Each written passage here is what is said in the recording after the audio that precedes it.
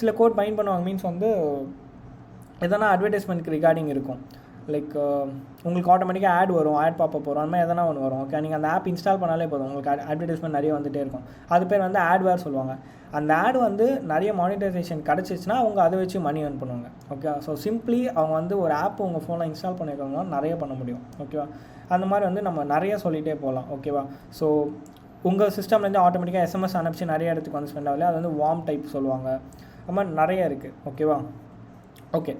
So Android malware வந்து நம்ம analyse பண்ணுறப்போ சில டெக்னிக்ஸ் மட்டும் ஃபாலோ பண்ணோம். எல்லாமே வந்து ஒரே மாதிரி இருக்காது. ஆண்ட்ராய்டு அண்ட் iOS மட்டும் இந்த டெக்னிக் நம்ம ஃபாலோ பண்ணோம். பட் ஆண்ட்ராய்டில் ஸ்பெசிஃபிக்காக ஆண்ட்ராய்டில் நீங்கள் எதனா ஒரு ஏபிகே வந்து நம்ம எடுப்போம். நம்ம இப்போ ப்ரௌஸ் பண்ணி நான் என்ன டவுன்லோட் பண்ணுறேன் லைவாக, அந்த ஏபிகே வந்து லைக் அதில் என்ன வந்து பைண்ட் பண்ணியிருக்காங்களே என்னன்னு சொல்லிட்டு நம்ம பார்ப்போம். ஓகேவா,